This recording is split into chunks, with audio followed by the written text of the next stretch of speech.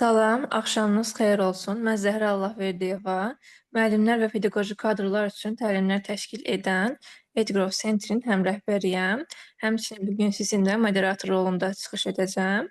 Bugünkü mövzumuz müəllimlər üçün çox əhəmiyyətli bir mövzudur ki, dərsləri real həyatda tətbiq etməyin yolu, layihə əsaslı öyrənmədir. Bugünkü qonağımız təhsil analitik və konsultant Sara İsrafilovadır. Bugün Sara xanım bizimlə öz biliklərini, təcrübələrini bölüşəcək və çalışdıqca sizin də suallarınıza cavab verəcək. Sizdən xahişim təlim gedişatında səsinizi bağlı saxlamağınız. Əgər suallarınız yaranarsa, səsli və yaxud da ki, chat bölməsində suallarınızı bildirə bilərsiniz. Təlim rekord olunur. Əgər hansısa bir hissədə çıxmalı olsanız, təlimin davamına Telegram kanalımızda paylaşılmış rekordda baxa bilərsiniz. Sara xanım, necəsiz? Hər kəsə salam. Mən yaxşıyam, çox sağ olun. Siz necəsiz? Təşəkkür edirəm Zəhra xanım. Ümid edirəm hər kəs üçün produktiv bir həftə keçib. Artıq 5-ci günün sonundayıq. Və ümid edirəm ki, sizi xoş bir həftə sonu gözləyir, dincələ biləcəyiniz, özünüzə, ailənizə vaxt ayıra biləcəyiniz bir həftə sonu keçər. Və təqdir edirəm ki, bu məşğul həftə günlərinin sonunda axşam vaxtınızı ayırıb öz inkişafınız üçün bir şeylər edirsiniz. Bu çox təqdirə layiqdir və ümid edirəm ki, mövzu sizin üçün faydalı olar və yeni bir şeylər öyrənərsiniz. Mənim sizdən gözləntilərim olacaq. Bu təlim sadəcə mühazirə tipli mənim tək danışacağım bir təlim deyil.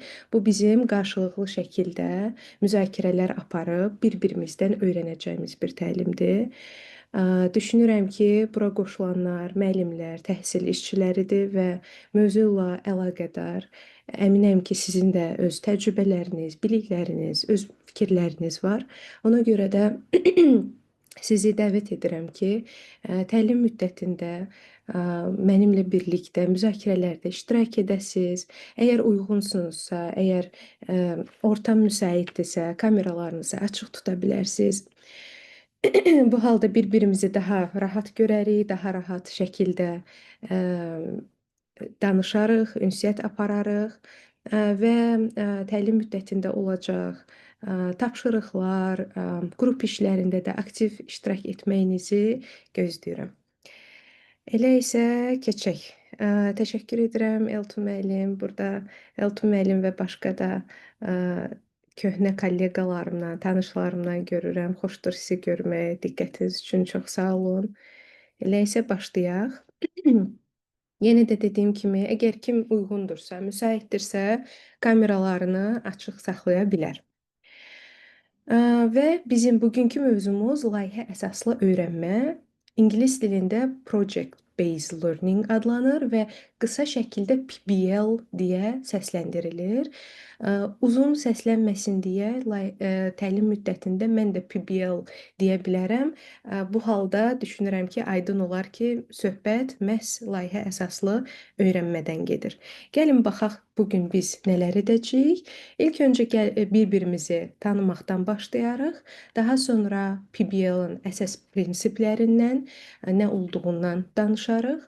Daha sonra dərs planlanması haqqında, hansı ki, konkret addımlar nələrdir, nələrdən istifadə edərək dərsi planlayırıq. Bu haqda danışacağıq. Növbəti hissədə nümunələr və praktik hissə olacaq, hansı ki, biz həmin bu öyrəndiklərimizi birlikdə tətbiq edəcəyik. Daha sonra müəllimin həmin bu metodikada rolu haqqda danışacağıq və qiymətləndirmə hansı meyarlar əsasında aparılır, necə həyata keçirilir və həmçinin praktiki hissə ilə də burada tanış olacağıq. Elə isə gəlin başlayaq. İlk öncə özüm haqqında məlumat verim. Mən Sara, 6 ildir ki, ingilis dili müəllimi olaraq fəaliyyət göstərirəm, lakin son 1 ildir ki, Kanadada yaşayıram və karyeramda müəyyən qədər dəyişiklik olub və burdakı 1 il ərzində qeyri-hökumət təşkilatlarının birində təhsil analitik və konsultant kimi fəaliyyət göstərirəm. Biz nə edirik? Biz komandamızla birlikdə Kanadadakı təhsil müəssisələrini araşdırıb analiz edirik və müəyyən bir meyarlar əsasında, əsasən inklüzivlik haqqında analizlər edirik ki, bu müəssisələrdə nə qədər yaxşı inklüzivlik tətbiq olunur, boşluqlar hardadır, nələr inkişaf etdirilməlidir və daha sonra həmin bu araşdırmalar və analizlər ötürülür konsultasiya komandasına və onlar həmin təhsil müəssisələri ilə görüşür və onların pedaqoji heyətinin təkmilləşdirilməsi, kurikulumlarının inkişaf etdirilməsi üzrə təlimlər və addımlar həyata keçirdirlər və eyni zamanda Alberta Universitetində təhsil sahəsi üzrə tədqiqat işi aparıb təhsil alıram və həmin universitetdə professor assistantı olaraq fəaliyyət göstərib dərslərin planlanması və keçirilməsinə dəstək göstərirəm. Həmçinin öz fərdi fəaliyyətim də mövcuddur ki, burada təhsil müəssisələri və fərdi təhsil işçiləri ilə işləyirik və onların pedaqoji heyətinin təkmilləşdirilməsinə, kurikulumlarının inkişaf etdirilməsinə dəstək göstəririk. Bu mənim haqqımda. İndi isə mən istəyərəm sizi tanıyım. Kimə uyğundursa, dediyim kimi, səsini açıb cavab verə bilər. Kim uyğun deyilsə, chat bölməsində yaza bilər. Bizimlə bölüşün. Sizin adınız, professional fəaliyyətiniz və bu təlimə qoşulmaqda məqsədiniz nələrdir?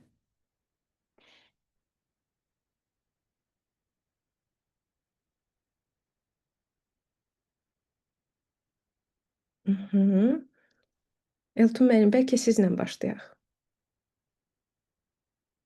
Salam, bir daha axşamınız xeyir olsun. Təkrar sizi görmək çox xoşdur. Təşəkkür edirəm. Adım Elton, soyadım Aslanov, ingilis dili müəllimiyəm, ixtisasca. Bir çox təhsil sistemləri olmaq üzrə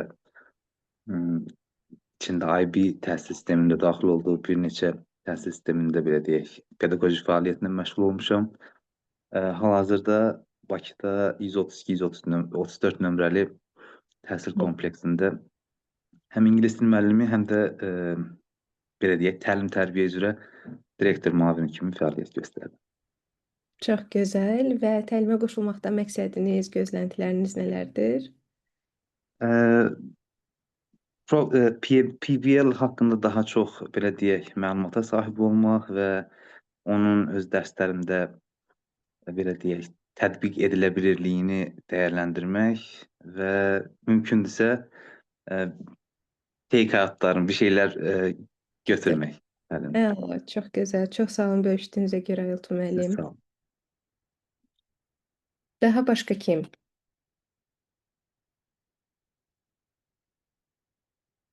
Rəna xanım, Rəna Rəhmanova, ibtidai sinif repetitor müəlliməsi. Çox gözəl Rəna xanım. Məmnun oldum. Başqa bölüşmək istəyən varmı?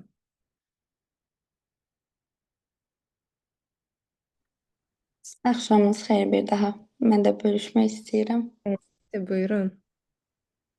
Hər kəsə salam ilk öncə. Rüstəmli Nuranə Knyaz qızı. Hal-hazırda Xocavənd rayon 4 saylı tam orta məktəb, məcburi köçkün məktəbində coğrafiya fən müəllimi olaraq fəaliyyət göstərirəm. Pedaqoji staj baxımından gənc müəllim sayılıram. Hal-hazırda 4-cü ilimdəyəm. Tərifləmək kimi olmasın, işə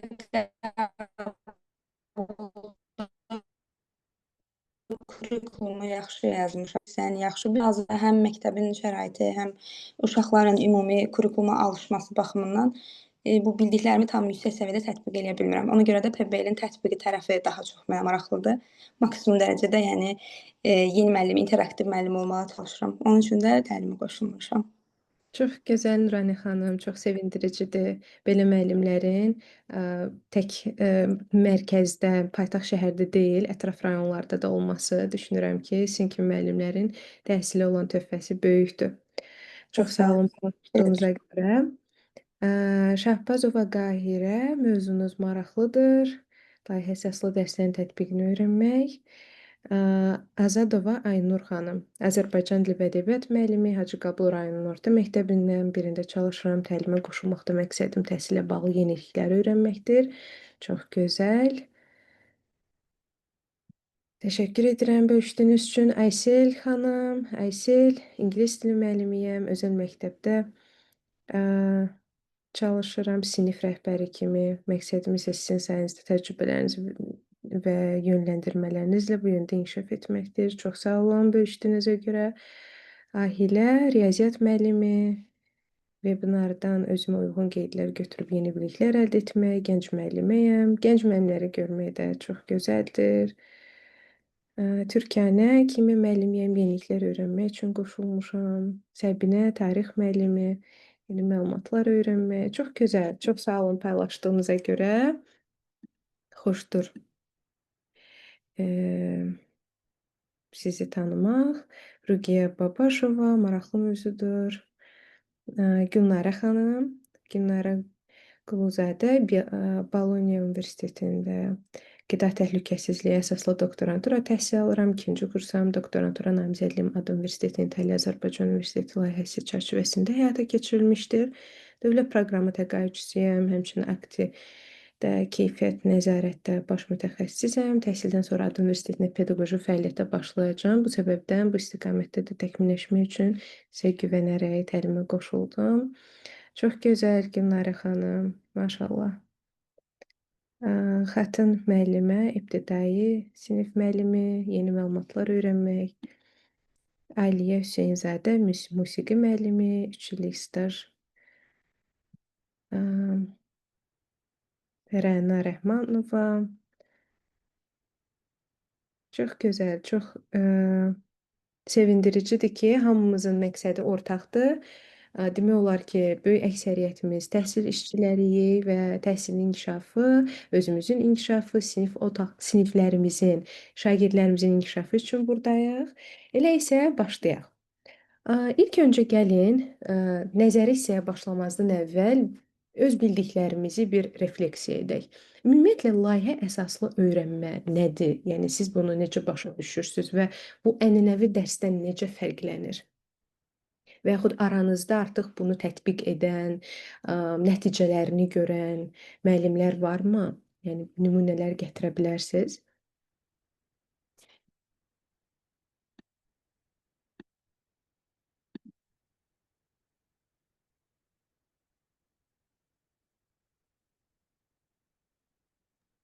Səslərinizi açıb. İstəsəz mən başlaya bilərəm. Buyurun.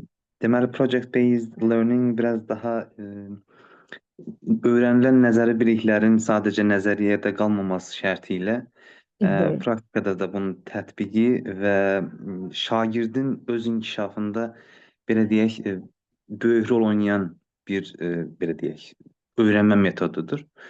Universitetdəki təhsilimizdən də bildiyimiz qədərilə project-based learning adətən təbii ki, bunun üçün lazımi şərait də olması vacibdir.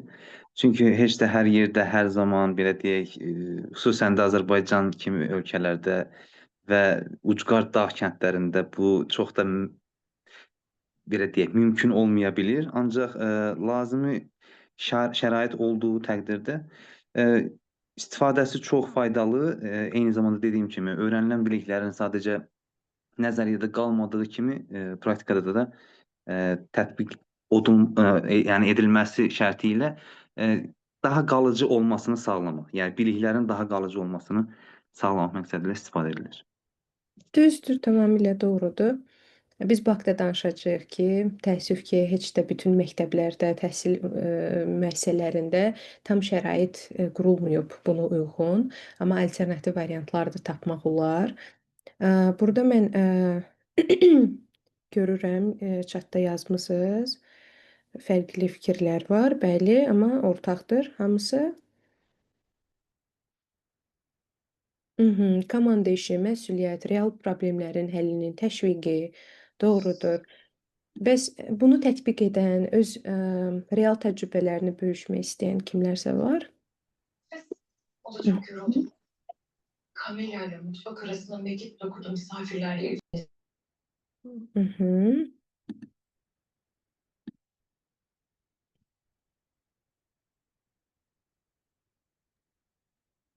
Mən öz şəxsi təcrübəmi istəyərdim paylaşım. Deməli bizdə IB təhsilində bildiyiniz kimi personal project və digər community project kimi yəni siniflərdən şagirdlərin oxuduğu, təhsil aldığı siniflərdən asılı olaraq müxtəlif proyektlər var, yəni layihələr var ki, hansılar ki sadəcə şagirdin özünə də deyil, həm də içində olduğu cəmiyyətə bir faydalı olmaq adına müəyyən layihələrin yerinə yetirilməsi, məsəl üçün deyək ki, şagirdlər digər sinif yoldaşlarına və başqa belə deyək, içində olduqları o cəmiyyət ki var, community. Həmin o communitydə müəyyən proyektlərin içində məsəl üçün bizdə axırıncı dəfə məktəbdə şagirdlər təmizlik xadiməlçilərə ingilis dilinin öyrədilməsi kimi bir layihə təşkil eləmişdilər. Bu da öz faydasını göstərdi təbii ki, ən azından belə deyək, həmin o işçilər, texniki işçilərin də öyrənmə prosesinə daxil edilməsi məncə böyük bir addımdır.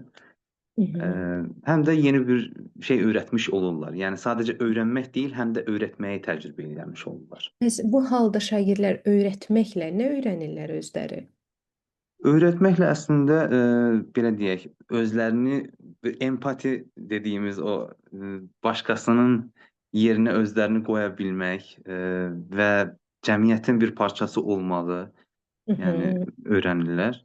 Eyni zamanda da belə deyək, o müəyyən o learner, öyrənci profilləri ki var, hansılar ki, nə bilim, caring və sair, yəni daha qayğıkeş, daha prinsipial və sair kimi belə deyək, bacarıqlara yiyələnirlər. Doğrudur, doğrudur. Məhz Nurani müəllimə də bizi təsdiqləyir ki, öyrətmək öyrənməyin ən effektiv halıdır. Elədir. Biz müəllimlər olaraq da məncə mənlə razılaşarsınız ki, hətta müəyyən nəzəri biliklər də var ki, biz onları bilirik. Amma zamanla öyrəndikcə, öyrətdikcə, təcrübədən keçirdikcə, illər onu dəfələrlə təkrarladıqca biz daha yeni perspektivlər kəşf edirik, daha yeni şeylər öyrənirik və öz biliklərimizi də gücləndirmiş oluruq.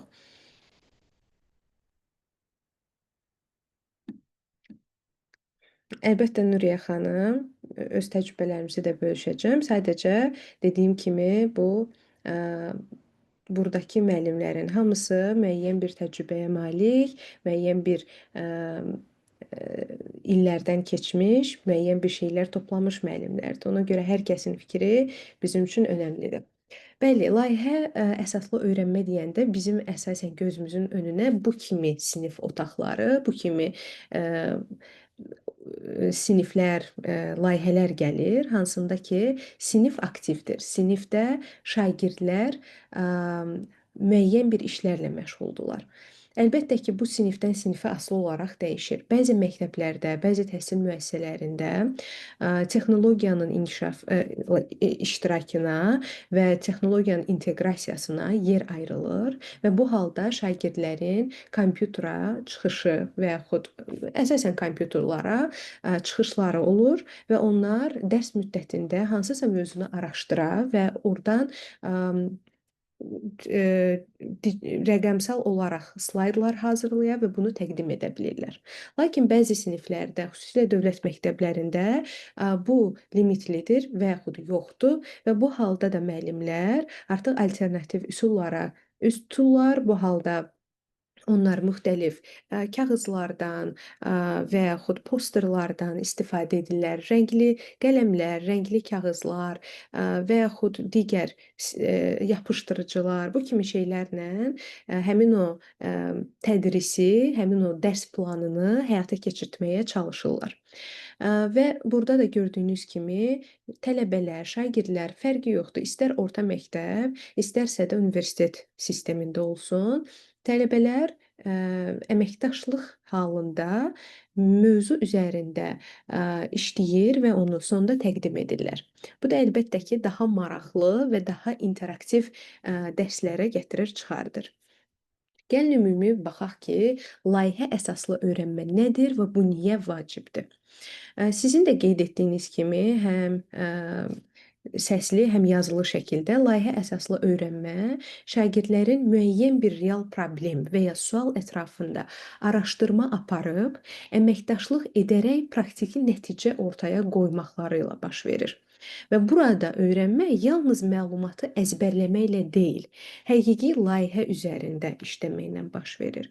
Yəni bu nə deməkdir? Məsələn, fəndən asılı olmayaraq, hər hansısa bir mövzu varsa, müəllimin iki seçimi var. Ya həmin mövzunu sinifə gələcək və deyəcək ki, uşaqlar, bizim bugünkü dərsimiz budur və başlayacaq həmin mövzu ətrafında öz bildiklərini danışmağa. Danışır və şagirdlər qulaq asır. Bu halda nə baş verir? Dərs müəllim mərkəzdə olur. Dərsin bütün 45 dəqiqəsində, 50 dəqiqəsində, 1 saatında nə qədər müddətdirsə, müəllim əsas mərkəzdə olur, danışan olur və şagirdlər passiv halda dinləyicilər olurlar. Və bu halda şagirdlərin motivasiyası düşə bilir, şagirdlər dinləməkdən yorula bilirlər, fikirləri gedir, qulaq asmırlar və yaxud daha başqa bir problemlər. Amma bizim layihə əsaslı öyrənmə dediyimiz metod isə müəllimin həmin mövzunu ya öncədən keçdikləri artıq tətbiqinə gəliblər və yaxud keçəcəyini planladığı bir mövzunu hansısa bir layihə formatına salıb onu o şəkildə təqdim etməsidir. Hansı ki, biz bunu dərsin planlanmasında daha ətraflı öyrənəcəyik. Layihə halına salıb şagirdlərdən onun icrasını istəməsidir. Bu halda şagirdlər dərsin əsas mərkəzində olur və onlar kəşf edərək öyrənirlər.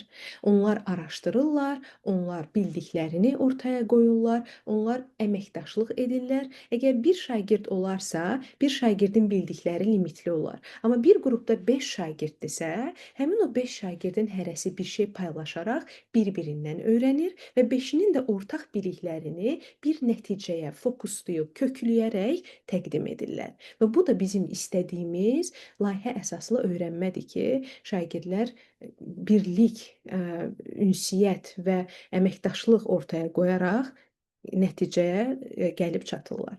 Və bu niyə vacibdir? Çünki biz artıq 21-ci əsrdə yaşayırıq və bizə həyatda lazım olan bəzi bacarıqlar var ki, biz gözləyirik ki, məktəbdən etibarən, hətta daha erkən, məktəbdən də erkən yaşlardan etibarən onlar uşaqlara, şagirdlərə, tələbələrə aşılansın və onlar real həyata daha hazırlıqlı olsunlar. Çünki biz öyrəşmişik ki, məktəb bizi sadəcə akademik fənlərə hazırlasın. Amma müasir təhsil onu tələb edir ki, sadəcə akademik biliklər deyil, həmçinin 21-ci əsr bacarıqları şagirdlərə lazımdır. Və biz 21-ci əsr bacarıqları deyəndə tənqidi düşüncəni məsələn nəzərdə tuturuq. Hansı ki, burada şagirdlər problemləri həll etmək, həll yolları tapmağı öyrənirlər. Bu bizə real həyatımızda da lazımdır. Hansı ki, biz böyüyürük, məktəbi bitiririk, universiteti bitiririk və problemlər çıxır. Və burada proaktiv olmaq, daha doğru bir problemi tapmaq bir bacarıqdır. Hansı ki, bu bacarığı da biz məktəb dövründən formalaşdırmalıyıq. Daha sonra əməkdaşlıq. Əməkdaşlıq qrupda işləmə və məsuliyyəti bölüşmə bacarığıdır. Hansı ki, bu da önəmli 21-ci əsr bacarıqlarındandır. Yaradıcı yanaşma. Yaradıcılıq böyük önəm kəsb edir. Çünki biz burada yeni ideyalar formalaşdırırıq, innovativ həll yolları tapmağa çalışırıq və bu da əlbəttə ki, öz növbəsində şagirdlərin bir şəxsiyyət kimi formalaşmasında böyük önəm kəsb edir. Həmçinin kommunikasiya.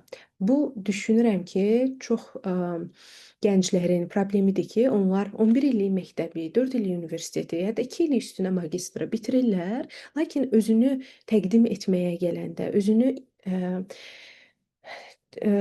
belə deyək, ifadə etməyə gələndə onlar çətinlik çəkirlər. Çünki onların kommunikasiya bacarıqları zəif olduğuna görə Onlar istər yazılı, istərsə də şifahi ünsiyyət bacarıqlarından geridə qalırlar. Məhz bu kimi layihə əsaslı öyrənmə onlara şans verir ki, onlar artıq öyrəndikləri, araşdırdıkları məlumatları müəyyən bir kütlə qarşısında çıxış edərək təqdim etsinlər. Kütlə dediyimiz də sinif yoldaşları ola bilər, valideynlər ola bilər, digər müəllimlər ola bilər. Bu artıq dərs keçən müəllimin seçiminə bağlı olaraq dəyişir. Okay, gəlin baxaq həmin bu layihə əsaslı öyrənmənin ənənəvi öyrənmədən fərqləri nələrdir? Biz dediyimiz kimi ənənəvi öyrənmədə müəllim dərsin mərkəzində idi və müəllim məlumatı çatdıran tərəf idi. Əlbəttə bu müəyyən bir fənlərə daha çox uyğundur. Xüsusilə texniki fənləri və yaxud elm, science nəzərdə tutsaq, kimya, fizika, riyaziyyat bu kimi fənlərdə əlbəttə ki, izahlar lazım olduğundan və yaxud ingilis dili, qrammatika, Azərbaycan dili, qrammatika izahlar lazım olduğundan müəllimlər daha çox məlumatı ötürən tərəf olur. Müəyyən bir zaman ayırır və nəyisə izah etməkdə vaxt sərf edir. Amma əslində yeni tədris metodikaları onları da asanlaşdırır ki, dərsdə bu balans qorunsun. Müəllim mərkəzli deyil də, daha çox ortaq bir yol tapılıb müəllim və şagird mərkəzli və yaxud daha çox şagird mərkəzli ola bilsin. Bunun da öz yolları var və layihə əsaslı öyrənmədə sırf şagird mərkəzdədir və müəllim prosesi sadəcə yönləndirir. Daha sonra ənənəvi öyrənmədə nəzəri biliklər ön plandadır. Biz dediyimiz kimi biz nəzəri cəhətdən öyrənirik, dərsləri oxuyuruq, amma real həyata gələndə biz bilmirik ki, real həyatda bu məlumatlar mənə niyə lazımdır, nə kimi lazımdır. Hətta razılaşarsınız ki, 11 il hamımız məktəbdən oxuyub gəlmişik, amma heç də öyrəndiyimiz bütün biliklər bizim yadımızda deyil və heç də bütün bilikləri şəxsən istəyərək, motivasiya ilə öyrənməmişdik. Bəzən qiymət xətrinə, bəzən valideyn xətrinə, bəzən müəllim xətrinə. Amma əgər bilsəydik ki, o məlumatlar bizə böyüyəndə real həyatımızda necə lazım olacaq, necə istifadə edəcəyik, niyə yararlıdır, bunun fərqində olaraq, bunu tətbiq edərək öyrənsəydik, əslində onlar heç yadımızdan çıxmazdı. İstər müəyyən qədər, istər tamamilə. Və layihə əsaslı öyrənmə də bizə real problemlər və praktiki tətbiqi ön plana qoyur. Hansı ki, şagirdlər həmin mövzu ilə əlaqədar real problemlərlə qarşılaşırlar və onu real həyatda praktiki olaraq necə tətbiq etmək olar, onun üzərində çalışırlar. Və bu halda əlaqələndirə bilirlər ki, öyrəndiyi nəzəri biliklər sadəcə nəzəriyyə olaraq qalmır. Onlar həm də real həyatda tətbiq oluna bilir.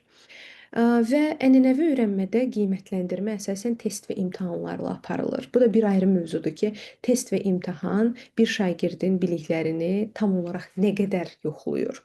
Bir şagird nəzəri olaraq nədənsə, hansısa məsələn o mövzuda biraz zəif ola bilər, amma əslində o praktiki olaraq, əslində bacarıq cəhətdən çox güclüdür.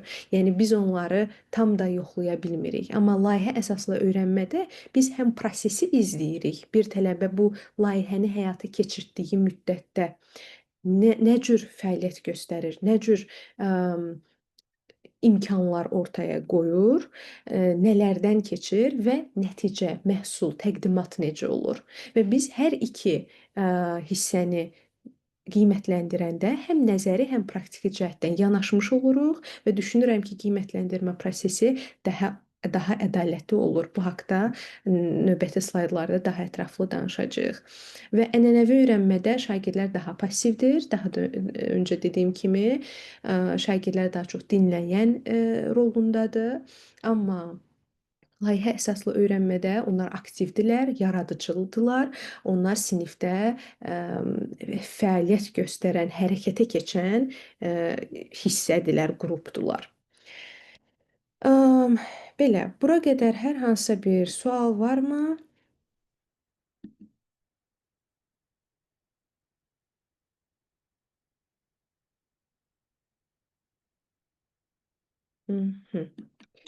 Axşamınız Gəl xeyir müəllim. Xeyir, sualım yoxdur. Sizə dinləyirəm. Təşəkkür edirəm bu arada. Çox sağ olun. Təşəkkürlər. Real həyat problemlərinə nümunələr göstərə bilərsiniz. Ə, Bu haqqda biz danışacağıq növbəti slaydlarda birlikdə praktiki hissəni həyata keçirdəcəyik. Amma əlbəttə real həyat problemlərinə nümunələr ola bilər. Məsələn deyək ki, bayaq Elton müəllimin öz təcrübəsindən verdiyi bir misal. Hansı ki, şagirdlər ingilis dili dərsində ə, ingilis dili dərsində məktəbin təmizlikçilərinə ingilis dilində hansısa sözlər, ifadələr öyrədirlər.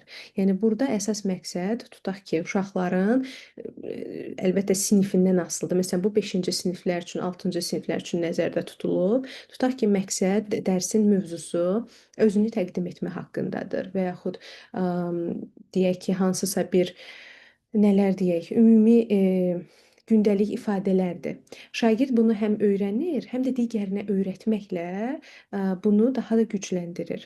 Həm də empatiya hissini gücləndirir, müəllimin də qeyd etdiyi kimi, və yaxud kiməsə öyrətməklə daha da gücləndirir ki, bu nə demək idi, özünü təqdim etmə necə olur, başqası bunu necə icra edir. Bu kimi ola bilər. Və yaxud real həyat problemlərindən ola bilər ki, şagirdlər dərs əsnasında hansısa bir deyək ki, elə Azərbaycan dili dərsində, ingilis dili dərsində özünü professional şəkildə təqdim etməyi öyrənirlər. Yəni sadəcə adım budur, yaşım budurdan əlavə olaraq necə öyrənə bilərlər, nələri etməlidirlər. Burada yəni sinifə müəllim gəlib uşaqlar bunu etməlisiniz demək əvəzinə şagirdlərə imkan yaradır ki, siz araşdırın, siz axtarın ki, biz necə özümüzü daha yaxşı ifadə edə bilərik, təqdim edə bilərik. Hansı metodlar, hansı məsləhətlər bizimlə bölüşə bilərsiniz və həmin o məsləhətlərin fonunda siz artıq bir təqdim etmə hazırlayın və gəlin onu bizə göstərin. Məsələn, bu ola bilər, müxtəlifdir. İndi biz baxacağıq bir neçə mövzuya və onların üzərində işləyəcəyik. Müəllimə, məncə bu üsulda həm də şagird özü necə öyrənəcəyini, məsələn, hansısa bir mövzunun özü necə öyrənəcəyini də kəşf eləyə bilər. Məsələn, başqasını öyrədərək, izah eləyərək həm onu öyrədir, həm özü öyrənir, həm də özünün də öyrənmə üsullarını öyrənə bilir ki, mən necə öyrənə bilərəm, yəni hansı yollardan öyrənə bilərəm. Bu, ümumiyyətlə, layihə əsaslı öyrənmə, dərsliklər, belə ümumiyyətlə, ənənəvidən çox yaxşıdır, çox fərqlidir. Çünki şagird özünü inkişaf elətdirir, özünün cəmiyyətin qarşısında, məsələn, bir yoldaşlarla əməkdaşlıqda sosiallaşır. Həm də özü haqqında məlumatlar əldə edir. Öyrəndikcə, başqası ilə məşğul olduqca, başqa şagird yanındakı ilə söhbət elədikcə dərs haqqında, mövzu haqqında dünya görüşü də artır. Özü haqqında özünü daha yaxşı tanıyır. Amma sırf nəzəriyyə qulaq asanda sadəcə qulaq asır bir müddətdən sonra yadından çıxır. Yəni əzbər yadda qalan bir şeydir. O mənasız gəlir. Yəni keçmiş dövrdə qalan, təbii ki, Sovet dövründən qalan. Amma indi layihə əsaslı öyrənmədə şagird daha yaxşı inkişaf edir. Daha çox şeylər öyrənə bilir. Çünki başqasından da öyrənə bilər. Uşaqdan daha yaxşı öyrənə bilər, sem böyüklərdən öyrənmək. Yəni şagirdin bir-birindən öyrənməsi daha yaxşıdır. Şagirdin nəyi necə öyrənməsini şagirddən soruşub da müəllim yeni bir layihə qursa, yeni bir dərs metodu seçsə, yəni mənə elə gəlir ki, bunda müəllimlər azaddılar. Yəni yeni bir öz metodu ilə dərs keçmək. Və o daha yaxşı olar. Cəm özündən nəsə icad eləyəsən. Məsələn, şagird özü necə öyrənmək istəyir? Hər bir şagirdə fərdi yanaşma var. Ona görə, yəni mənə elə gəlir ki, layihə əsaslı öyrənmənin çox müsbət tərəfləri var. Tamamilə düzdür. Siz onu düzgün qeyd etdiniz ki, şagird özü necə öyrənəcəyini kəşf edir. Çünki bunun belə bir deyim var ki, əslində biz şagirdlərə necə öyrənməyi öyrənməyi necə öyrənə biləcəklərini öyrətməliyik ilkin olaraq. Çünki şagirdlər bunu bilmir. Şagirdlər bunu çox vaxt kəşf etmir ki, məsələn, onun öyrənmə metodikası necədir? Bəlkə hansısa şagirdlər daha çox dinləyərək öyrənməyə üstünlük verirlər. Bəlkə çoxsu izləyərək, vizuallarla öyrənməyə üstünlük verir. Bəlkə çoxsu yazaraq öyrənməyə və yaxud kommunikasiya ilə və yaxud birlikdə kimlənsə işləyərək qarşılıqlı diskussiya əsasında öyrənə bilirlər. Məhz bu şagirdlərə müxtəlif metodları kəşf etməyə və özlərinə uyğun olanı seçməyə imkan verir. Çox düzgün qeyd etdiniz. Fərah xanım, bir şey daha əlavə eləmək istəyirəm. Bəli. Yəni məlum məsələdir ki, layihə əsaslı öyrənmədən söhbət gedir, amma yəni bu layihə bir prosesdir. Sadəcə bir belə deyək, bir anlıq olan bir şey deyil. O proses ərzində çox şey baş verə bilər və şagird belə deyək, 21-ci əsr bacarıqları dediyimiz o problem həlli, problemlərin həll edilməsi və yaxud əlaqələrin qurulması. Məsəl üçün müəyyən bir layihə üçün şagirddən müəyyən quruluşlara və yaxud müəyyən qurumlara, müəyyən bir hansısa dövlət qurumuna bəlkə də müraciət etməsi gözlənilə bilər. Bu da ki, onların təbii ki, kommunikasiya bacarığıdır, insanlarla əlaqə qurma bacarığıdır. Bu kimi şeylərdə çox böyük rolu var. Ona görə də məsəl üçün əvvəlki şagirdləri, məsəl üçün o ənənəvi təhsil belə deyək, fonundan gələn şagirdlər bir audience qarşısına da belə deyək, çıxanda fikirlərini ifadə edə bilmirlər. 2 dənə cümləni arxa-arxaya gətirirlər, sonra utanırlar və yaxud bir şəkildə onları nəsə belə deyək, stoplayır. Ancaq bu project based learning belə deyək, təcrübə eləmiş şagirdlər daha çox kommunikasiyada daha uğurlu olurlar, fikirlərini, özlərini çox daha rahat ifadə edə bilirlər. Beləliklə də yəni o survival skills dediyimiz o həyatda qalmaq bacarıqlarını inkişaf elətdirmiş olurlar təbii olaraq. Düzdür. Bu onlara bəlkə də çətin gələ bilər ilk vaxtlarda. İngilis dilində biz ona deyirik challenge eləmək özünü. Bu layihə onları challenge edə bilər. Onları çətinliyə sala bilər, amma bu çətinlik əslində onlara da xeyli şey öyrədir. Doğrudur. Gəlin indi həmin layihə əsaslı öyrənmənin dərs planına baxaq ki, müəllim olaraq biz nələri edirik? Tutaq ki, bizim fəndən asılı olmayaraq bir mövzumuz var. Dediyim kimi, 2 şansımız var, bizim seçimimiz var. Ya gəlib bu mövzunu sinifdə sadəcə mühazirə oxuyurmuş kimi izah edirik, lövhədə yazılar yazıb doldurub çıxıb gedirik. Gələn dərs uşaqlara deyirik, gəl həmin mövzunu danış mənə. Nələr yadında qalır? Uşaq da gedir evdə əzbərləyir, gəlir, sonra da yadından çıxır. Bu bizim birinci seçimimizdir, hansı ki, ənənəvi metod olaraq qalmaqdadır bəzi müəssisələrdə hələ də. İkinci seçimimiz isə müxtəlif metodlardan biri həmin bu layihə əsaslı öyrənmədir ki, biz bunu tətbiq edə bilərik. Bizim bir mövzumuz var və biz oturub düşünürük. Mən bu mövzunu necə tətbiq edəcəm? Bir problem, bir layihə mövzusu olaraq necə ortaya qoyacam? Və bu mövzu dərslə və real həyatla nə qədər əlaqəlidir? Yəni biz ilk öncə müəyyənləşdiririk. Mövzumuza əsasən seçirik. Tutaq ki, bizim dərsimiz həyat bilgisi dərsi keçirik. Ətraf mühit haqqında danışırıq və mövzumuzun içərisində ətraf mühitin çirklənməsi var. Ətraf mühitin çirklənməsi, zibillənməsi istər təbii yollarla, istər insan yolu ilə və yaxud süni yollarla olması. Və bunu biz layihə halına necə sala bilərik bir müəllim olaraq? Necə bunu problem kimi, real həyat problemidir, bu da bir nümunədir. Layihə halına salıb şagirdlərdən nə istəyə bilərik? Məsələn, şagirdlərdən istəyə bilərik ki, bunu araşdırsınlar. Bu problem tutaq ki, bizim ölkədə və yaxud qonşu ölkələrdə necə mövcuddur? Müqayisəli şəkildə araşdırma etsinlər, bunu təqdim etsinlər və yaxud istəyə bilərik həll yolları araşdırıb təqdim etsinlər. Necə həll edə bilərik? Necə bunun üstəsindən gələ bilərik? Və yaxud hökumət olaraq, biz hökumət olsaydıq, biz qərar verənlər olsaydıq, nələr edərdik? uşaqları bir rola qoyaraq o layihə üstündə işləməyi istəyə bilərik. Yəni ilk öncə bizim məqsəd mövzumuzu həmin bu layihəyə uyğunlaşdırmaqdır. Mövzumuzun problemini, layihənin problem və mövzusunu müəyyənləşdirməkdir.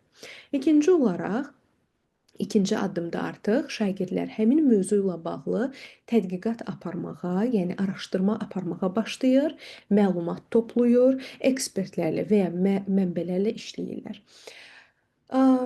Gəlin bunu birinci qeyd edək ki, layihə əsaslı təlim, dərs metodu planlanması sinifin daxilində də baş verə bilər, yəni dərs əsnasında və yaxud sinifdən kənarda. Məsələn, siz şagirdlərə bunu bir növ ev tapşırığı kimi də verə bilərsiniz ki, tutaq ki, növbəti dərsə qədərmi deyək və yaxud bir həftə müddətindəmi?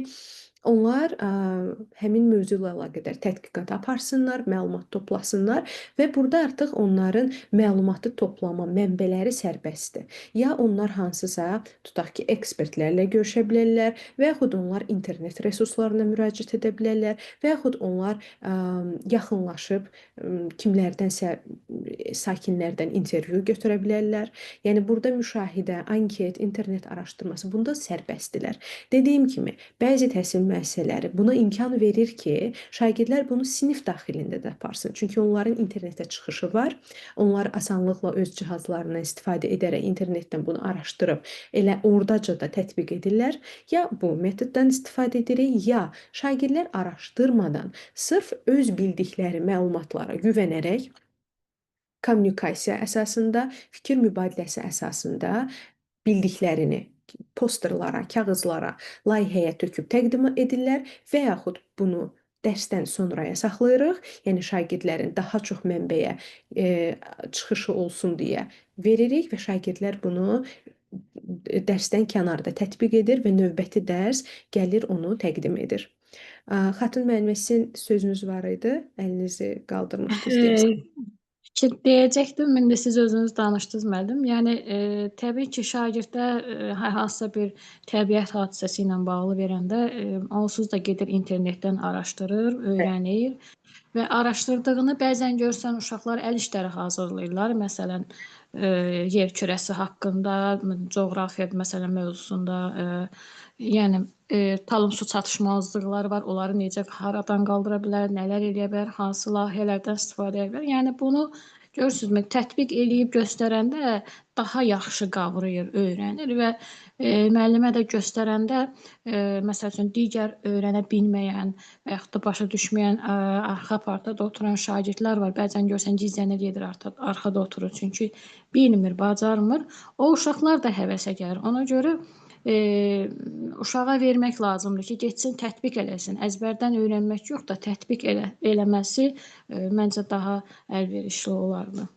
Bəli, bəli, doğrudur. Qeyd etdiyiniz kimi, hətta buradakı səhv etmirəmsə şəkillərin birində buradaydı. Üçüncü şəkildə görürsüz, küləklə işləyən enerji vasitələri düzəldiblər, ağaclar düzəldiblər. Yəni bu sərbəstdir uşaqlar. Və yaxud xatırlayıram işlədiyim məktəbdə kimya, science müəllimləri səhv etmirəmsə hüceyrələr, molekullar dərsini keçəndə plastilinlərdən uşaqlar onların yəni görüntüsünü düzəltmişdilər.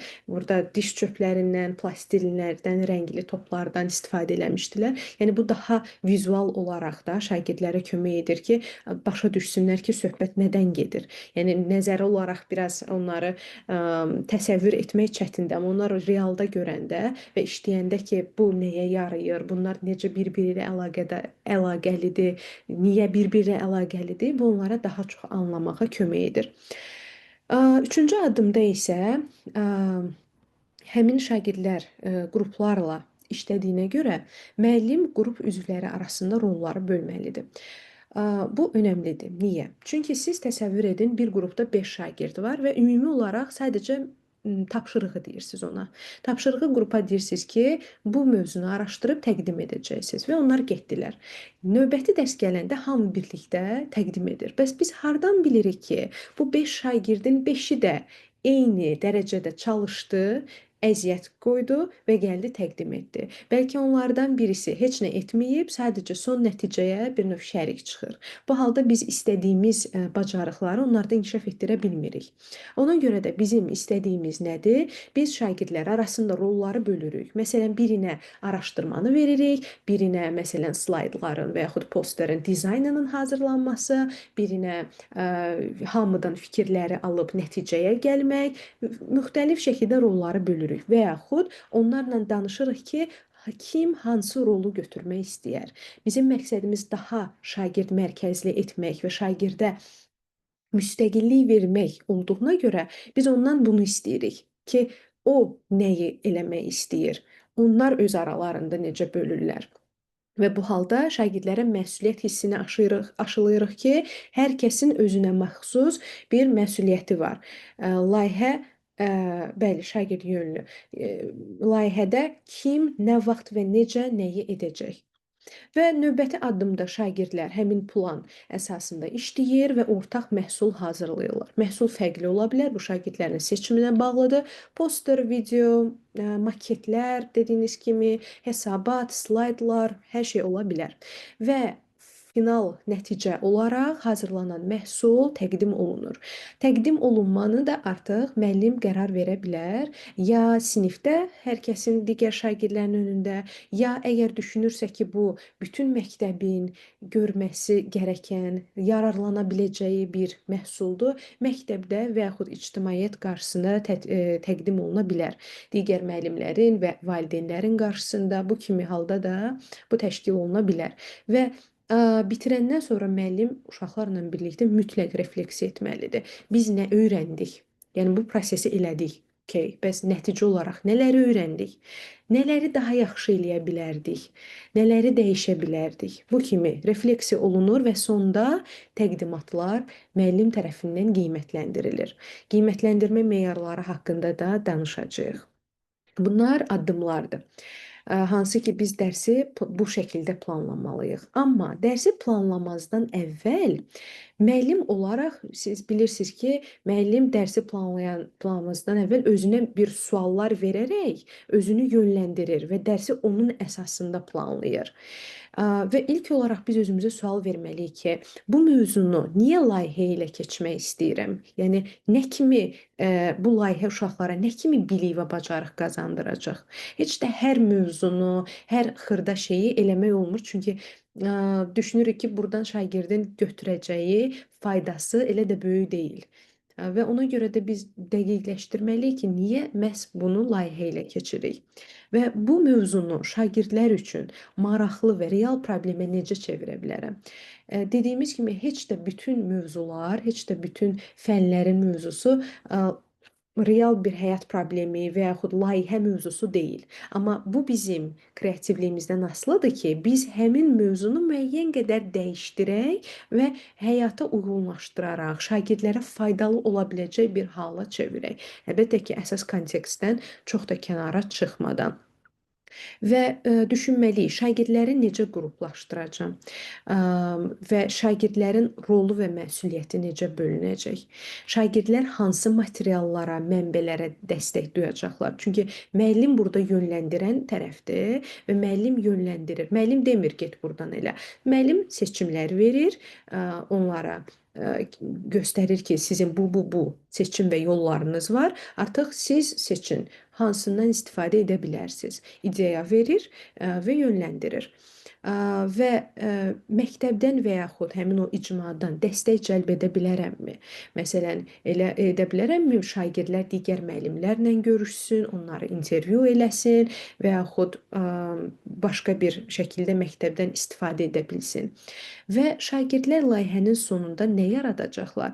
Bu da əlbəttə ki, şagirdin seçəcəyi bir şeydir. Sadəcə biz müəllim olaraq şagirdi yönləndirdiyimiz üçün ona ideya və seçim şansı verə bilərik ki, baxın, sizin poster, video, hesabat, slaydlar, bu kimi seçimləriniz var ki, onlardan istifadə edə bilərsiniz və onlar bunu kimə təqdim edəcəklər?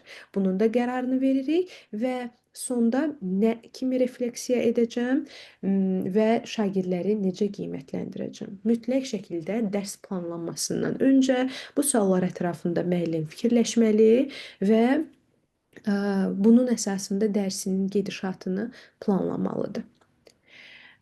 Bura qədər dərsin planlanması və həmin bu suallarla bağlı hər hansısa bir sual və yaxud problem varmı? Çünki biz indi praktiki hissəyə keçəcəyik. Çox sağ olun Zərifə xanım. Okey, yoxdur. Mən xeyr, okey. Biz indi sizinlə 3 qrupa bölünəcəyik və daha kiçik qruplarla işləyəcəksiniz ki, fikirlərinizi daha yaxşı formalaşdırasınız. Təsəvvür edin ki, bizim 3 dənə fənnimiz var. Birinci fənnimiz elm və təbiət, təbiətşünaslıq və yaxud nə adlanırsa, fənnimiz budur və mövzumuz ətraf mühitin çirklənməsi və qorunması. Mövzumuz budur. Tarix dərsi və tarix dərsinin mövzusu tarixi abidələr, onların əhəmiyyəti, qorunması. Və ingilis dili, səyahət bələdçisi adlı bir mövzumuz var. Fərqli ölkələrin turistik tanıtımı haqqda olacaq və burada əsas fokus söz bazası, ifadələr, yəni vocabulary hissəsidir. Və qruplara böləcəyim müəllimlər hərəsi bir dərsi götürür. Birinci qrup birinci, ikinci qrup ikinci, üçüncü qrup üçüncü mövzunu. Və bunu sizə buraxıram. İlk öncə kreativliyinizə. Əgər mövzu ətraf mühitin çirklənməsi və qorunmasıdırsa, bunu layihə halına necə sala bilərik? Şagirdlərdən biz nə istəyə bilərik? Nə etsinlər şagirdlər? Və layihələrində məqsəd nə olacaq? Həmin bunları edərkən bu suallar ətrafında düşünə bilərsiniz. Bu sualları da, bu layihə dərsləri də göndərəcəm və fikirləşin. Şagirdlər necə qruplaşsın? Şagirdlər hansı mənbələrdən istifadə etsin? Nə kimi bir layihə hazırlasınlar? Necə təqdim etsinlər? Yəni siz bu fənnin, bu dərsin tədrisçisi olsaydınız, bu dərsi necə planlayardınız ki, bu dərs şagirdlər üçün maksimum faydalı olsun? Yəni gəlib də sinifə o dərsi sadəcə elə belə keçmək əvəzinə şagirdləri cəlb edərək, onları araşdırıb, öyrənib, həmin layihə əsaslı metodu tətbiq edərək necə dərsi qurardınız? Tapşırığımız budur. Qruplara bölməzdən öncə bunun təlimatı ilə bağlı sualınız var, necə edəcəyimizlə bağlı? Mən soruşmaq istəyirdim ki, bəli, necə edəcəyik biz bu təlimatı necə olacaq müəllim? Bir nəfər Fəridə xanım yazıb ki, riyaziyyat qrupda olsun. Burada müəllim çoxdur və mən ayıra bilmirəm hal-hazırdakı kimlər riyaziyyat müəllimləridir, kimlər tarix müəllimləridir. Mən sizə sadəcə istəyirəm ki, fənnə fikir vermədən, yəni mövzuya fikir vermədən bir pedaqoq kimi, müəllim kimi baxıb sadəcə bu metodu tətbiq edək bura ki, nələr edə bilərik. Müəllim, istədiyimiz mövzunu seçə bilirik, yoxsa siz bizi qruplaşdıracaqsınız? Bəli, mən sizi qruplaşdıracağam və mən sizə orada atacağam ki, sizin mövzunuz hansıdır. O şəkildə, yəni dediyim kimi, burada suallar da var. Suallar sizə kömək edəcək ki, siz mövzu ətrafında düşünüb dərs planı hazırlayasınız. Və layihə əsas məqsədimiz budur ki, bu metodu tətbiq edək bura. Bağışlayın, biz indi bunu edəcəyik burada. Bəli, indi edəcəyik. Zəhmət olmasa mənə host verin. Aha, verilib artıq. Mən sizi qruplara bölürəm və bircə dəqiqə, hal-hazırda neçə nəfərik? 33 nəfərik. Okey. Mən sizi qrupa bölürəm və siz qruplara bölünəndə artıq bu slayd buradan gedəcək. Ona görə sizin qrupa daxil olub chat hissəsinə mən həmin bu şəkilləri atacağam. Həmçinin WhatsApp qrupuna da göndərəcəm. Sizə hardan rahat olsa oradan baxın mövzuya və suallara. Və sizə bildirəcəm ki, sizin mövzunuz nədir. Qruplarda, qrup üzvlərinizlə birlikdə aktiv şəkildə danışın və müzakirə edin ki, bu dərsə layihə əsaslı, yəni dərsə necə çevirə bilərsiniz? Bu dərsi necə daha kreativ və interaktiv edə bilərsiniz? Aydındır? Məncə biz başlaya bilərik.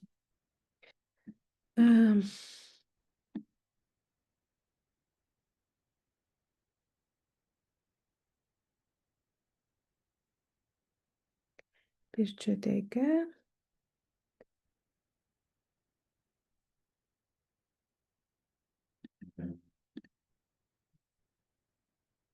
Mhm. Zəhmət olmasa sizin ekranınıza bildiriş gələcək ki, qrupa qoşulun, həmin qruplara qoşulub orada qalın.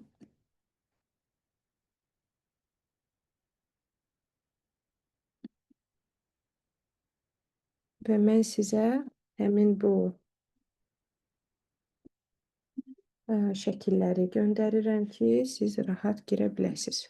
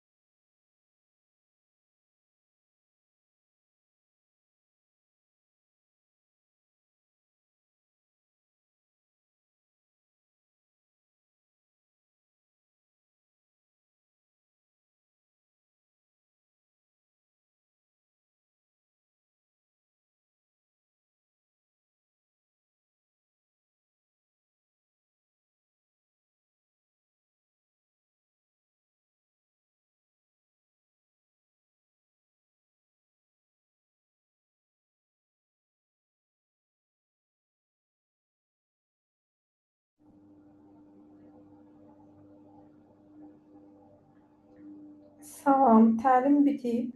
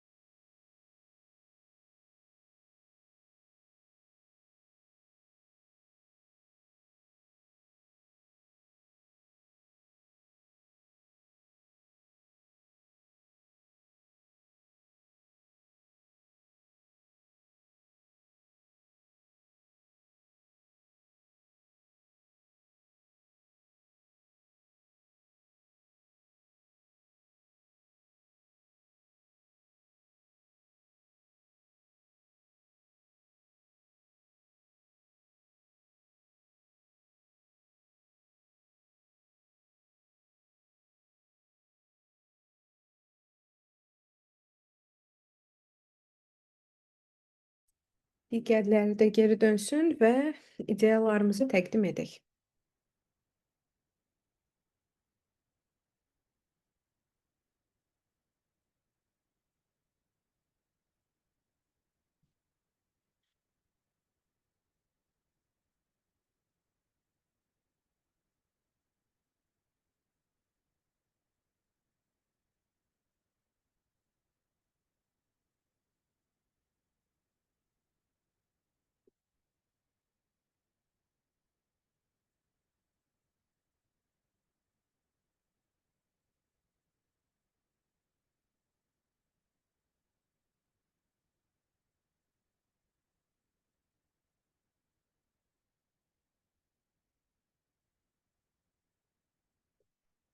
Aha, ümid edirəm ki, sizin üçün faydalı bir müzakirə oldu. Qruplara qoşulanda müzakirələrinizi, videolarınızı eşidirdim. Gəlin birlikdə paylaşaq. Düşünürəm ki, digər müəllimlərə də maraqlıdır sizin ideyalarınız. Başlayaq elm və təbiət, ətraf mühitin çirklənməsi və qorunması. Çox maraqlı ideyalar eşidirdim ən sonuncu bu haqda. Bölüşmək istərdinizmi? Nə kimi layihə tətbiq etmək olar burada? Salam, bir daha axşamınız xeyir olsun. Biz həqiqətən müəllimlərlə çox gözəl bir şeylər tapdıq orada. Maraqlı mövzular. Hı hı. Çirklənmə növləri haqqında danışdıq biz orada. Qorunma yollarını danışdıq. Sonra məsələn dedik ki, biz orada video slayd və qısa sənədli film nümayiş etdirə bilərik. Sonra sual-cavab müzakirə apara bilərik. Sonra məsələn havanın çirklənməsi. Əvvəla Güzel. biz onları qruplara bölməliyik Bəli, uşaqları. qruplara bölməliyik. Biz bir neçə sual əsasında qruplarla müzakirələr aparmalıyıq. Məsələn, Aha. birində qoya bilərik havanın çirklənməsi və onun təsirləri, Bəli. birində plastik tullantılar və onun zərərləri, birində yaşıllıqların rolu və meşələrin qırılması və meşə yanğınları, sonra ekoloji təmiz Bəli, qrupa tapşıra enerji bilərik. mənbələri, Özünüz bəli. ətraf mühiti qorumaq üçün nə edə bilərsiniz? Plastik Əlbəttə. tullantılardan, kağızlardan yeni emal uşaqlara qoya bilərik. Sonra ikinci fəaliyyət ola bilərdi ki, biz praktiki işlər, afişa, plakatlar, maketlər, Maketlər, bəli. bəli, sonra məktəbin həyətində dedik, ağac əkmə aksiyası keçirdə bilərik. Şüar Gözəl. kampaniyaları belə bir şey düzəldə bilərik. Güzel. Belə bu şeyləri biz fikirləşdik ki, belə bir şeylər verə bilərik uşaqların qruplar əsasında. Yəni bir də məktəbdə və evdə biz nəyi dəyişə bilərik? Bəli. Çirklənməni azaltmaq. Çirklənməni azaltmaq üçün biz siz uşaqlar, siz şagirdlər nəyi dəyişərdiniz? Yəni məncə bu daha maraqlı bir şey ola bilərdi uşaqların fikri ilə, uşaqların gözü ilə biz buna baxsaq. Aha, elədir. Yəni verdiyiniz nümunələr çox kreativdir. Əslində mövzuya da çox uyğundur. Düşünürəm ki, maraqlı layihə etmək olar. Bütün Bəli, ideal. mövzu genişdir əslində. Bu mövzu ilə bir neçə layihə eləmək olar əslində.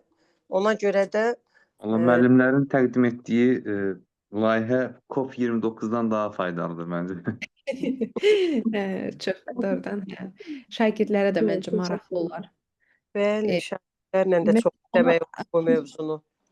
Bir kitabdan açıb onu oxumaq sıxıcı olar, nəinki, yəni bu kimi bir fəaliyyətlə məşğul olanda uşaqlara çox maraqlı olar və həqiqətən də bunu öz həyatlarında bir addım kimi götürərlər ki, təbiəti qorusunlar, təbiət üçün nələrsə eləsinlər. Çox sağ olun paylaşdığınız üçün, maraqlı idi. Digər qrup tarixi abidələr, onların əhəmiyyəti və qorunması haqqında nə paylaşa bilərsiniz? Nələr edə bilərik burada? Bu da gözəl mövzudur. Görək həmin qrupda Tarixi müzakirə. abidələrdən müəllim məsəl üçün biz şagirdlərə tarixi abidələrimizi araşdırmasını, onların necə yarandığı, kim tərəfindən yarandığı. Məsələn, şagird gedib slayd hazırlaya bilər, orada abidə haqqında məlumat verə bilər. Amma bunu qrup şəklində verməliyik təbii ki. Məsələn, sinifdə zəif şagirdlər də var. Onlar da bu dərsdən yararlanmalıdırlar. Hərəsinə bir iş tapşırmalıyıq. Məsəl üçün, qabaq qəzet hazırlayanda nə edirdi? Biri yazını yazırdı, biri rəngini çəkirdi, biri şəklini çəkirdi. Bu şəkildə. Və yaxud da şagird öz əl işindən istifadə edə bilər. Məsəl üçün, verə bilərik ki, hansısa bir tarixi abidəni hazırlayın. Nə ilə hazırlayacaq? Məsələn, plastilinlə hazırlayan kiçik yaşlı şagirdləri var da və yaxud da hansısa bir kartonla hazırlayacaq və o abidənin yaranması ilə bağlı müəyyən yazıları plakat şəklində xırda bir kağızda yazaraq o hazırladığı, məsəl üçün belə deyək də, bir şeyin üzərində yerləşdirərək, məsələn, şagird, amma bu da yenə də qrup şəklində olmalıdır, ümumi şəkildə olmalıdır. Çünki biri qıraqda qala bilər, zəif şagird qıraqda qala bilər, onunla işləməyə bilərlər və o da məsələn narahatçılıq olur, sinifdə bullying yarana bilər. Məsələn, bəzən şagirdlər zəif olanda, hansısa bir zəif olanda, yaxşılar onu sıradan çıxarmağa çalışırlar ki, özləri qabaqda olsunlar. Ona görə tarixi abidələr olsun, hər hansısa bir mövzuda şagirdə tapşırıq verəndə ki, bunu gedin hazırlayın. Əlbəttə ki, təbii ki, əvvəlcədən göstəririk ki, məsəl üçün video çarx eləyə bilərsiniz, slayd hazırlaya bilərsiniz, sırf yazılarla ibarət və yaxud da məsəl üçün tarixi abidəni gedib görüb, gəlib onu əllə hansısa bir şeydən düzəldə də bilərsiniz. Məsələn, hər ayrılıqda özü də hazırlayıb gətirə bilər, qrup şəklində də hazırlaya bilər. Necə? Rollu oyun edə bilərlər. Səhnədə. Bəli, çox maraqlıdır. Həmin məsələn tarixi abidənin fonunda dayanan bir hekayə var. Çox güman ki, tutaq ki, Qız Qalasının da bir tarixi hekayə var. Onu eynən səhnələşdirmək olar. Maraqlı ideyadır. Şagirdlərlə işləyir deyənə biraz kiçik məlumat verdi şagirdlər üçün. Amma biz tələbələrlə işləyirik deyənə, məsələn, düzdür tarix müəllimi deyiləm, amma deyərdim ki, hərə bir bölgədəndir. Hər biriniz öz yaşadığınız ərazidə tarixi abidələri araşdırın.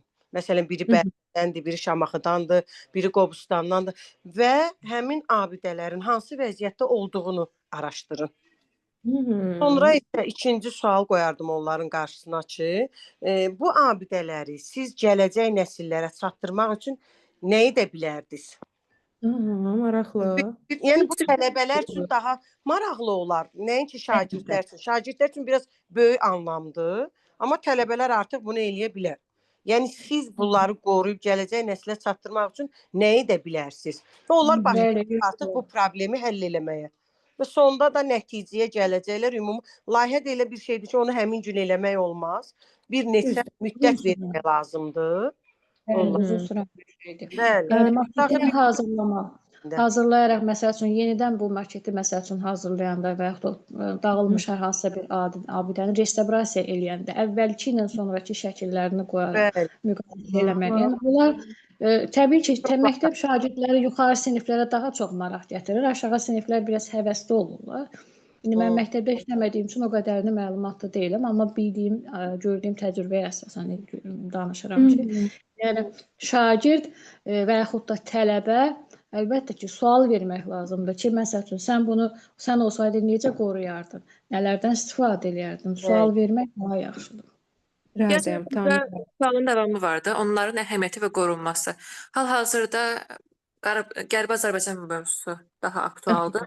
Belə bir kitab çap olunmuşdu ki, tarixi abidələrimiz və tarixi məzarlarımız bu barədə onların məhv olması bizim üçün necə mənfi cəhət tarix olaraq, onun əhəmiyyəti nədə idi? Ya da onu biz qorumaq üçün nə etməliydik? Ya da onların bərpası, tapılması həmin insanlar kim idi? Həmin ərazidən köçmüş insanlar kim idi? Hansı hadisələrlə qarşılaşmışdılar? O hadisələri təsvir edə bilərlər. Araşdırma edə bilmir, ondan bir hekayə yaza bilər, bir adi bayaq dedim, səhnəcik hazırlaya bilər ki, təsəvvürünə gətirsin, ya da belə bir fon hazırlaya bilər ki, hər hansı bir dağınıq tökülük bir yerə gəlib və görür ki, abidələri məhv olmuş haldadır. Nə hissləri yaşayır? O Aha. hissləri yaşamaqla tələbələrdə ya da şagirdlərdə belə bir hissiyat yaranır ki, mən əlimdə olan gözəllikləri belə pis davransam, yaxud da itirməyə hazır olsam, gələcək nəsillər də mənim haqqımda belə düşünəcək ki, onları qorumadılar onlar. Doğrudur, doğrudur. Çox sağ Mən olun bir fikir paylaşdığınız bildirmək istəyirəm, çox üzrlü sayın tarix müəllimi kimi. Ən Aha. yaxşı üsul kimi bunu real həyata gətirmək məsələsini vurğulayardım. Necə? Ya məktəb şagirdlərini və yaxud da ki, universitet tələbələrini arxeoloji qazıntılar olan yerə aparıb onları həmin arxeoloji qazıntıda iştirakını həyata keçirməklə belə bir layihə hazırlamaq daha yaxşı olar. Məsələn, Elmlər Akademiyasından bir yerdə hər hansı bir razılaşma əldə olunaraq arxeologiya institutu ilə və s. Yəni bunu real həyata gətirmək məncə daha effektiv olar. Razıyam. Mən də elə gözləyirdim ki, onu sizin, yəni dəyərli fikirləri onu da əlavə edim ki, əslində bu kimi ekskursiyalar olsa daha maraqlı olar. Məsələn, Xatın müəllimə səhv etmirəmsə qeyd etdi ki, restavrasiya olunmuş abidələrlə müqayisə etmək olar. Məsələn, hansısa bir tutaq ki, abidəyə gedirik şagirdlərlə, onun əvvəlki şəkilləri də var bizdə. Şagirdlər gedir və canlı olaraq onu müqayisə edir ki, nələr dəyişib, nələr dağılıb, məsələn, sonradan bərpa olunub və yaxud həmin orada əsasən bələdçilər olur. Bələdçilər intervyu edib həmin abidə haqqında suallar verə bilərlər və yaxud turistlər və yaxud orada olan gələn adamların təəssüratları haqqında öyrənə bilərlər və yerindəcə araşdırma edib sonra təqdim edə bilərlər. Həm özləri görərlər, həm də prosesin içinə daxil olarlar. Yaxşı ideyalardır. Əla.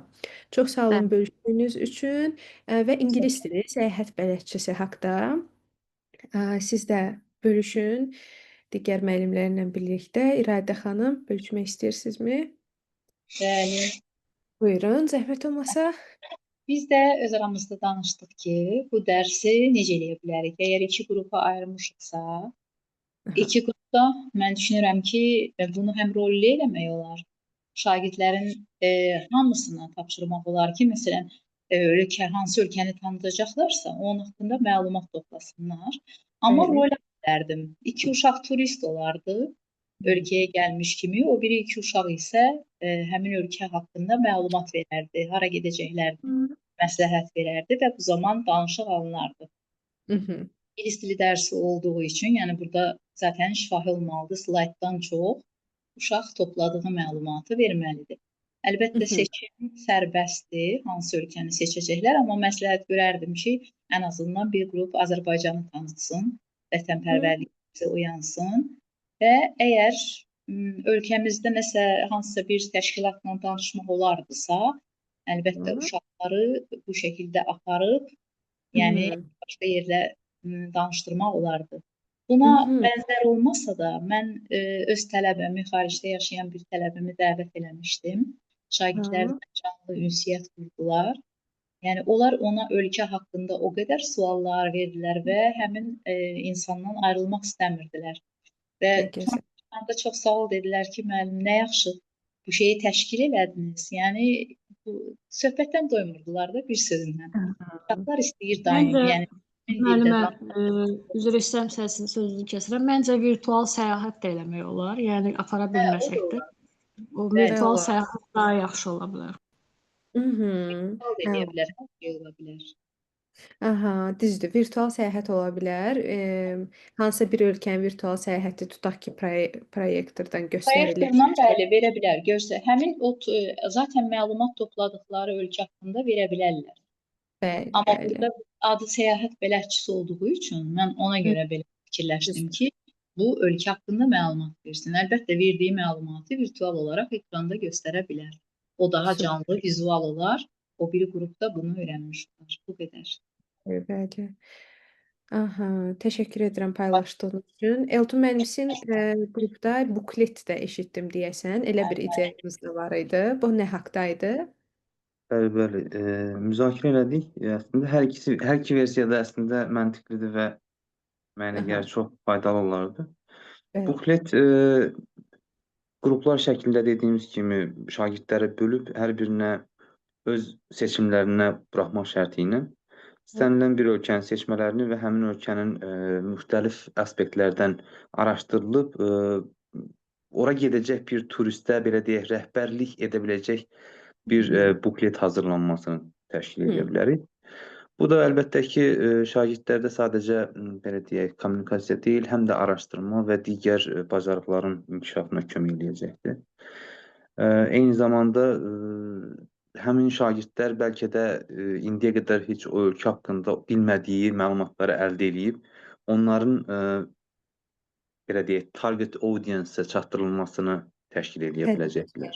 Bəli, Bəli, bəli. hədəf kütləyə çatdırılmasını təşkil edəcək. Əla, super.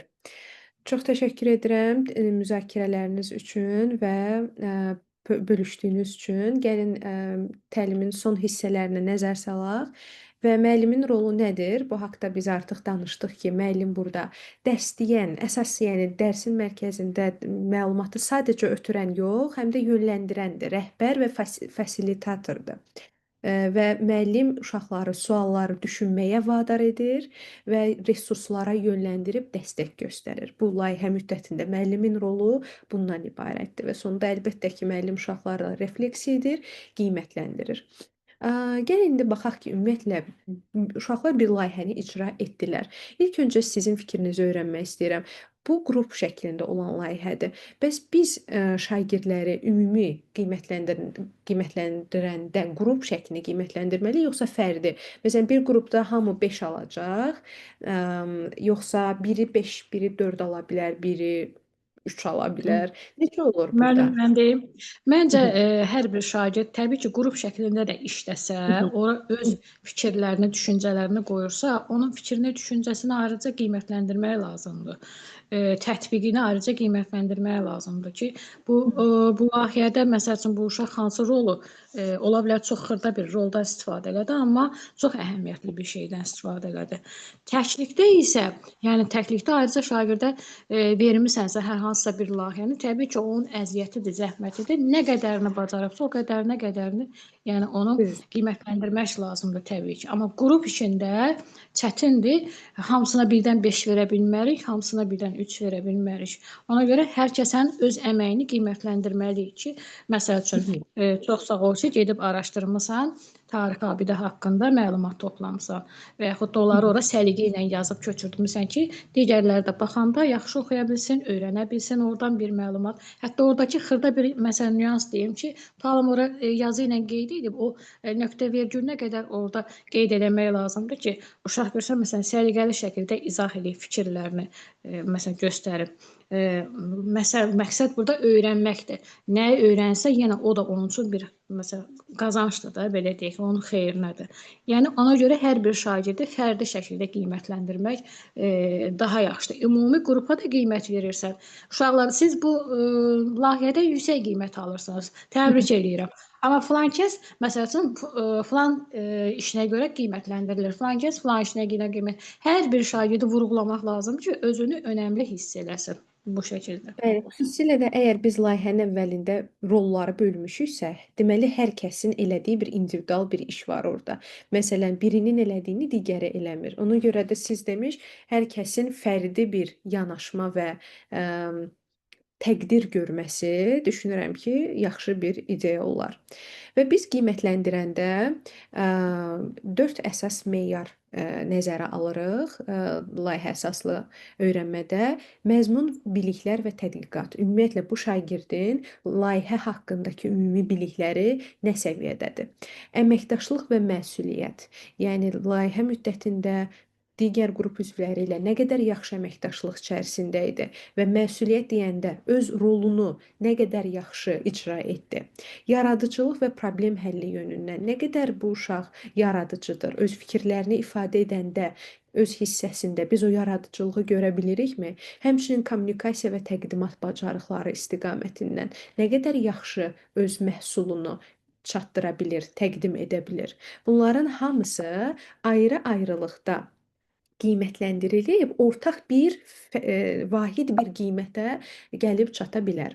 Məsələn, biz baxırıq. Əgər şagird mövzunu dərindən başa düşüb, aydın tətbiq edirsə, bu deməkdir ki, yəni əla şagird məzmun bilik təqdimat yönündən əla qiymətinə layiqdir. Əgər əsas məzmunu bilir, amma qismən tətbiq edirsə, yaxşı olaraq qiymətləndirilə bilər. Əgər şagird səthi məlumat toplayıb və tətbiqdə çətinlik çəkirsə, bu artıq ortadır, zəifə yaxındır. Amma şagird mövzunu tam anlamayıb və tətbiq də edə bilmirsə, bu artıq zəifdir. Biz deməli birinci məzmun, bilik və tədqiqat cəhətdən müəyyənləşdirdik ki, bu şagird tutaq ki, əlaya layiqdir. Keçirik ikinci hissəyə, hansı ki, əməkdaşlıq və məsuliyyət. Çünki biz bu prosesi dedik ki, layihə birdən birə bir 45 dəqiqə içərisində, 1 saat içərisində baş vermir. Bu bir prosesdir və biz bu prosesi izləyirik. Bu proses müddətində əgər şagird daim aktivdir, liderlik və dəstək göstərirsə, əla. Əksər hallarda öz yerini, öz rolunu yerinə yetirirsə, deyək ki, öz rolu ilə yetinir və əksər hallarda edir, yaxşı. Bəzən passiv qalır, məsuliyyətini tam daşımır. Bu halda orta, əgər qrup işinə töhfəsi azdırsa, özünə ayrılan rolu icra etmirsə, bu artıq zəif olaraq qiymətləndirilir. Daha sonra yaradıcı yanaşma və problem həlli cəhətdən baxırıqsa ki, əgər şagird çoxlu orijinal ideya gətirib, innovativ yanaşma göstərir, bu əladır. Əgər bir neçə yaradıcı yanaşma nümayiş etdirirsə, yəni limitlidir, yaxşıdır.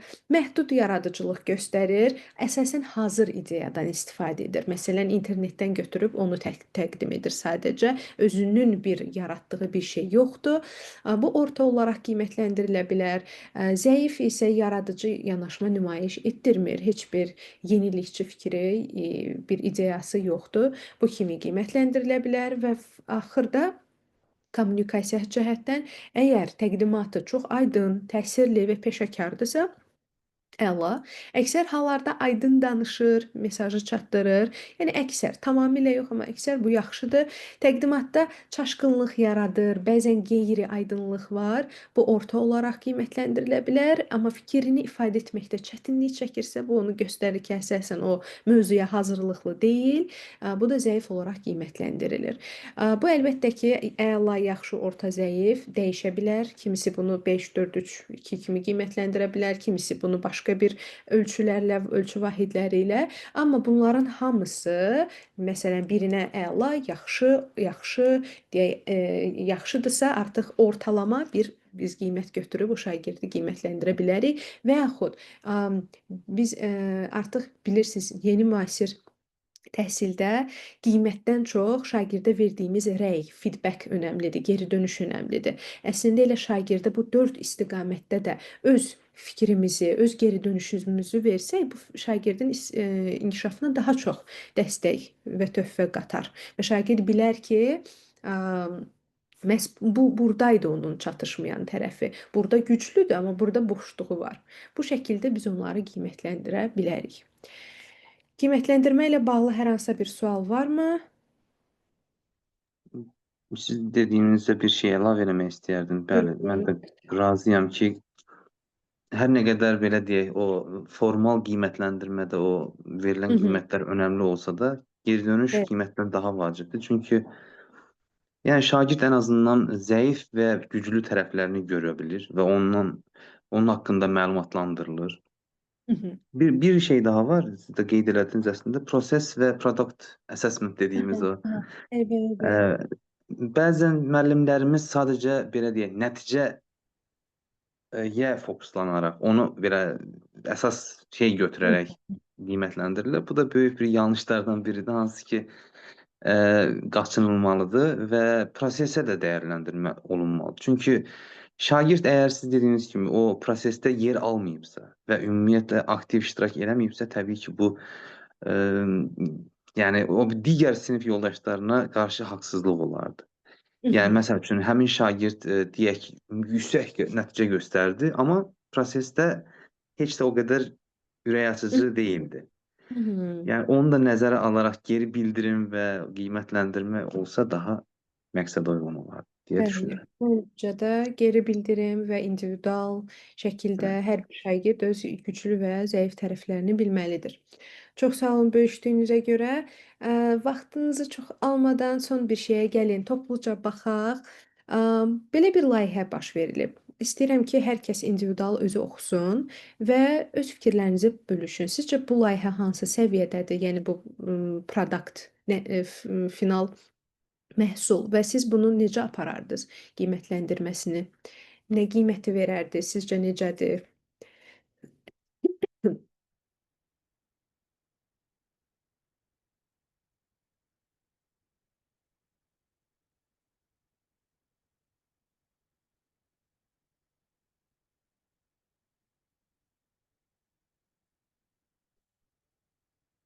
Ümumi, yəni burada individual yanaşma yoxdur.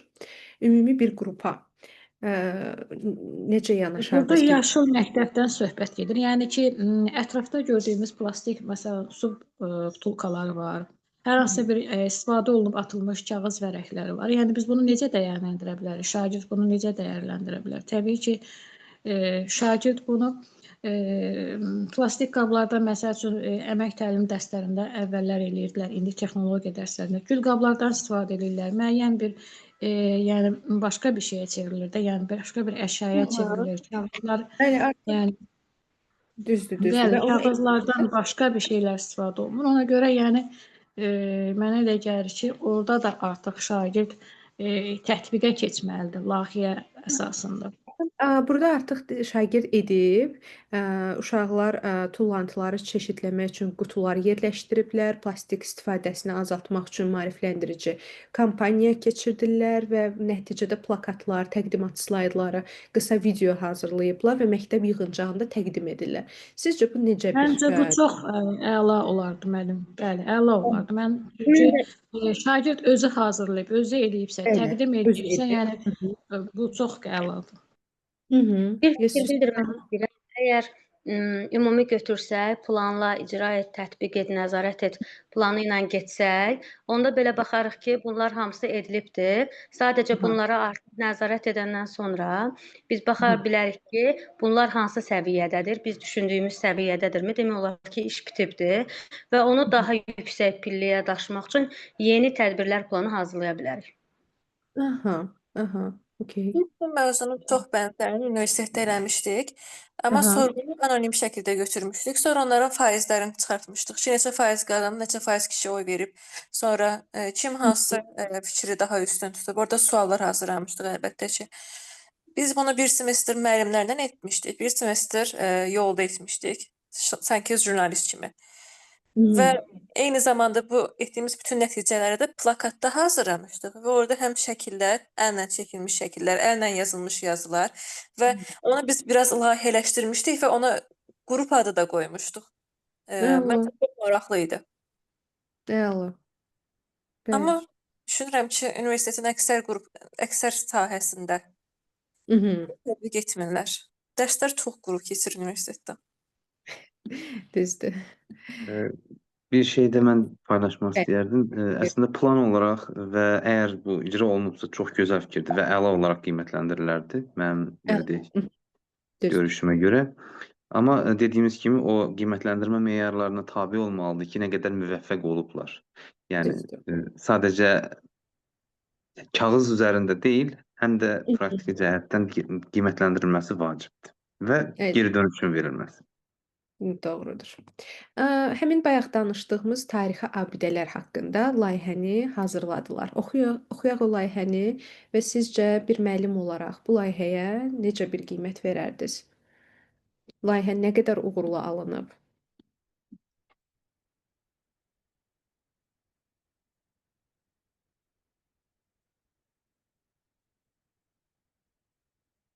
Və nəyə əsasən bu qiyməti verərdiniz?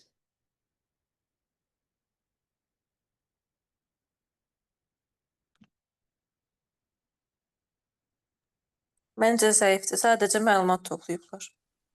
Mhm. Heç bir şey yoxdur. Məncə də zəifdir. Mhm. Çünki məlumat toplayıblar da, yəni ortaya bir hansısa bir maket falan qoymayıblar, əl işi qoymayıblar. Həm Mhm. şagird aktivdir, həm yaradıcı yanaşma yoxdur. Yaradıcı Həm yanaşma. də bir dənə təqdimat edə biliblər. Onu da hazır məlumatı təqdim ediblər. Əlavə bir şey eləməyiblər. Böyük bir tətbiq yoxdur. Tətbiq Yəni yoxdur. o özü də Həmçinin. böyük bir şeydir, onu hazırlamaq da böyük bir şeydir, amma tətbiq yoxdur.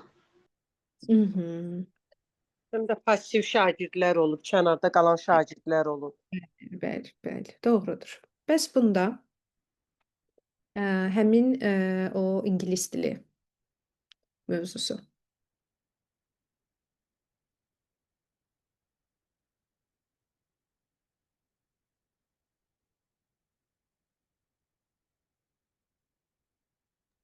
Məncə bu da zəifdir. Mhm. Çünki Nəyə şəkilləri Evet. kopyaladılar. Ümumi Zəri cümlələr. burada yəni kopyalamadı, kimləsə köçürtmə kimi bir şeydir də. Yəni şagird Yəni çox köçürdübsə zəif. zəif qiymət alıb. Hə. Öz fikri yoxdur da ortada, yəni bilirsiniz, hardansa köçürtdü qoydu. Düzdür, biz internetdən onsuz şagirdə verəndə gedir araşdırır. Amma bir var araşdıra, öz sözləri ilə yaza, qoya, ora nəsə əlavələr eləyə. Bir də var ki, kopyalayır da, məsəl üçün 3 + 2 5 edir, hə yazdı ora ki, bunun qiyməti budur, amma soruşsan başa düşməyəcək. Aha, dil səhvləri çoxdur. Məsələn, ingilis dili cəhətdən Bəli. Ona görə zəif. Evet. zəifdir. Doğrudur. Doğrudur. Yəni gördüyünüz kimi biz müəllimlər olaraq həmin layihələri analiz edirik və bizim meyarlar olmalıdır ki, biz qiymətlərimizi, biz geri dönüşlərimizi əsaslandıra bilək. Yəni nəyə əsasən mən düşünürəm ki, şagird burada zəif nəticə göstərir. Əgər mən kommunikasiya cəhətdən, yaradıcılıq cəhətdən yanaşıramsa, artıq mənim fikrimi dəstəkləyəcək bir meyarım var ki, buna əsasən mən şagirdə geri dönüş verirəm. Belə. Bu qədər bugünkü təlimimiz. Müəllim, üzr istəyirəm, bir şey soruşum. Məsələn, şagirdə Əlbəttə. fikir vermək olarmı? Məsəl üçün, bu formatda gedib nəsə bir şey hazırlaya bilərsiniz. Bənzəri olmasa da oxşar fikirlər vermək olarmı? Əlbəttə, biz yönləndirici olduğumuza görə şagirdlərə ideya verə bilirik. Onları yönləndiririk, onlara seçim şansı veririk ki, bax bu da var, bu da var, bu da var. Hətta hazırlanmış əvvəlki bir şeyi də, yəni materialı da verə bilərik ki, buna istinadən də edə bilərsiniz. Buna bənzər, buna oxşar bir şey də hazırlamaq olar.